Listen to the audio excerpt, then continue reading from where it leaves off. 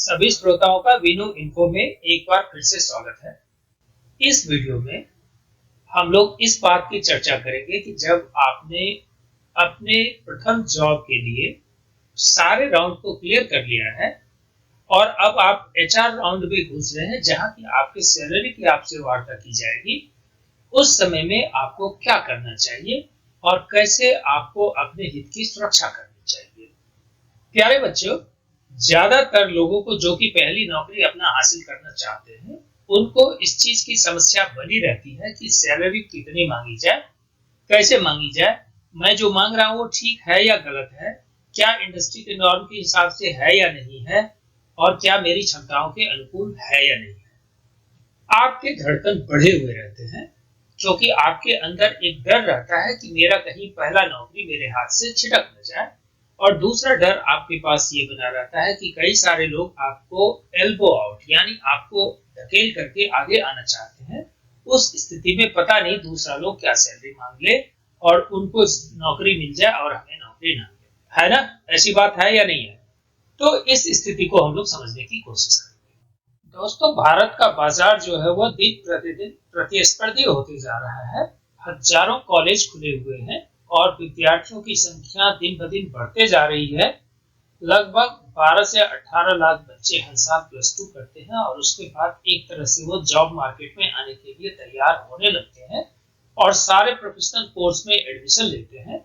और कई सारे कॉलेज बच्चों को नौकरी दिलाने के लिए अपने यहाँ ट्रेनिंग प्रोग्राम सेल भी चलाती हैं और कई तरह की ट्रेनिंग भी देती हैं, ताकि जब उनका इंटरव्यू हो, जब उनका ग्रुप डिस्कशन हो और बाजार के रिक्वायरमेंट को यानी इंडस्ट्रियल नीड्स जो है, जो उद्योग का जरूरत है, उसको ये बच्चे पूरे करने में सक्षम हो। लेकिन जॉब की संख्या और जो बच्चे का अगर इनपुट होता है यानी जितने बच्चे पास करके निकलते हैं, वो डिस्प्रोपोर्शनेट है, वह एक दूसरे के बिल्कुल विपरीत है, क्योंकि जॉब की संख्या कम है और बच्चों की संख्या ज्यादा है। तो जॉब मार्केट पर प्रेशर बना हुआ रहता है और बच्चे को भी साइकोलॉजिकल एक प्रेशर बना हुआ रहता है, वह अपने लिए एक जॉब को कैसे सुरक्षित कर ले। माँ बाप की भी उम्मीदें उन पर लगी हुई रहती हैं, वह प्रेशर भी एक बना हुआ रहता है, पीयर प्रेशर भी बना हुआ रहता है और स्वयं से भी एक प्रेशर बच्चों के ऊपर रहता है कि आखिरकार उन्हें नौकरी मिलेगी तभी उनकी आने वाली जिंदगी सुनहरी होगी और वह अपने परिवार को चला पाएगा। इस स्थिति में आपका पहला जॉब आपके लिए एक स्टेपिंग स्टोन है, जिससे आपके कैरियर का फॉर्मेशन, कैरियर है उसका निर्माण का पहला कड़ी आपका पहला ही जॉब है। उस स्थिति में जो फाइनल राउंड होता है वो एचआर राउंड होता है, यानी आपने सारे राउंड क्लियर कर लिए और इंडस्ट्री के एक्सपेक्टेशन के हिसाब से आप सैलरी क्या मांग करते हैं इस पर तय करेगा कि आपको वह जॉब मिलेगी या नहीं मिलेगी, क्योंकि एचआर को फाइनली सेलेक्ट और रिजेक्ट कर। इंडस्ट्री का ट्रेंड देखा गया है कि एचआर राउंड से पहले लगभग एक जॉब के अगेंस्ट 3 बच्चे को सेलेक्ट किया जाता है, ताकि एचआर के पास यह कुछ विकल्प हो कि वो अंतिम राउंड में भी कुछ बच्चों को छांट करके, फिल्टर करके कुछ अच्छे बच्चे को इंडस्ट्री के रिक्वायरमेंट के हिसाब से, इंडस्ट्री के पे सैलरी के स्ट्रक्चर के हिसाब से और फ्यूचर प्रोस्पेक्ट के हिसाब से बच्चों को चुन करके सिलेक्ट कर सके। उस स्थिति में प्रथम जॉब में आपको सैलरी निगोशिएट करना कितना कठिन है। प्यारे बच्चे, हमारी सबसे पहली समस्या क्या होती है जब हम जॉब मार्केट में घुसते हैं एज ए फ्रेशर? मन में ये फीलिंग चलता है यानी कि मैं फ्रेशर हूँ, इसीलिए मेरा कोई मार्केट वैल्यू नहीं है। तो जब हम निगोशिएट करने जाते हैं तो हम ऐसा लगता है कि जैसे एक नीचे के लेवल से निगोशिएट कर रहे हैं। क्या सचमुच इंडस्ट्री भी आपको ऐसा ही सोचने के लिए विवश करती है या इंडस्ट्री कुछ और करता है?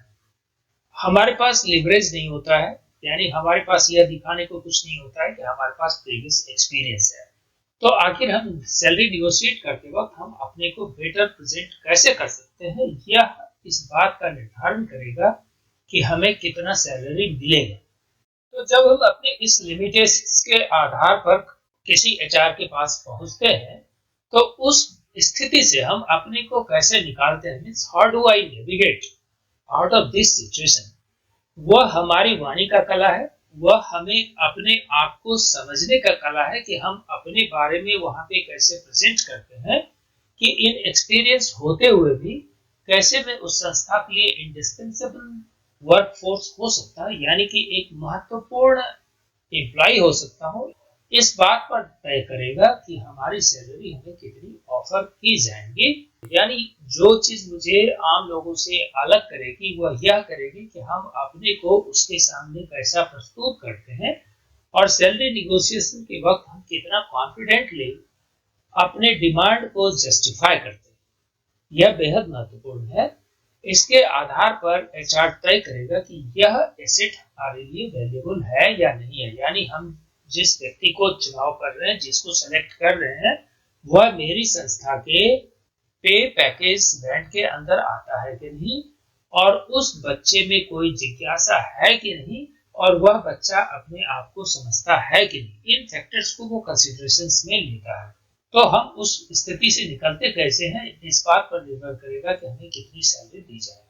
क्या सचमुच इंडस्ट्री भी आपको ऐसा ही सोचने के लिए विवश करती है या इंडस्ट्री कुछ और करता है? कई बार हम यह समझने की गलती कर जाते हैं कि हम फ्रेशर्स और हम संस्था के लिए उपयोगी हैं या नहीं हैं। एक सामान्य ग्रेजुएट को भी अच्छी सैलरी मिल सकती है, अच्छा वर्क कंडीशन मिल सकता है, अच्छे इन्वायरमेंट मिल सकता है और अच्छा पे पैकेज मिल सकता है। इस चीज को हमें समझने की जरूरत है और हमें एक खुले मन से बिना किसी पूर्वाग्रह के एचआर के पास पहुंचना चाहिए कि हमारा कोई इंडस्ट्री में महत्व नहीं है, हम इंडस्ट्री के लिए महत्वपूर्ण है। जरा इसको इस तरह से सोचिए कि अगर हम इंडस्ट्री में ना पहुंचे तो आखिर वह फ्रेशर्स को लाएगा कहां से और इतने एक्सपीरियंस आदमी आएगा कहां से, जब तक कि हर साल नए छात्र इंडस्ट्री में इन नहीं करेंगे तो एक्सपीरियंस वाला बनेगा कौन?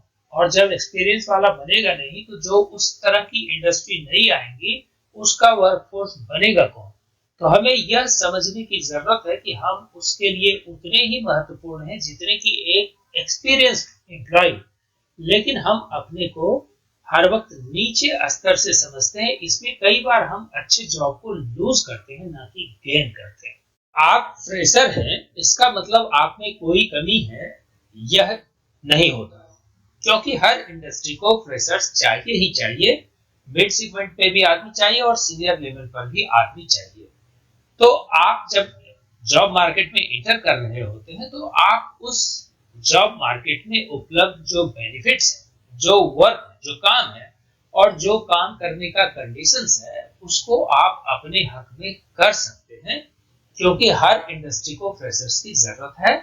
तो इसका मतलब है कि आपको अच्छे वेतनमान भी मिल सकता है, उस इंडस्ट्री के सारे लाभ भी मिल सकते हैं और काम करने का जो कंडीशन बेहतर होता है वह भी आपको मिल सकता है। इसीलिए माइंड को आप खोल करके जाएं, एचआर के पास जब आप बातचीत करने जाएं तो पूरे विश्वास के साथ जाएं, क्योंकि आपका विश्वास ही यह तय करेगा कि आपको कितनी सैलरी दी जाएगी।